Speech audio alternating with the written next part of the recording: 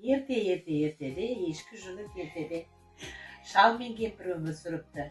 Шал мен кемпірдің несі бақшасына егін егіпті екеуі көктемде. Сол егіннің ішінен бір шалқан үлкен болып шыққан ғой.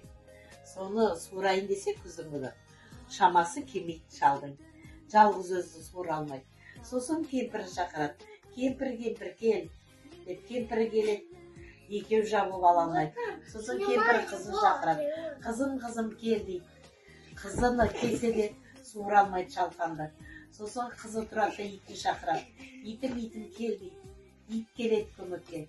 Сонда да суыра алмайды. Иті тұрады да мысығын шақырады. Мысыққа келіп көмектеседі, суыра алмайды. Сосын мысық тышқанды шақырады.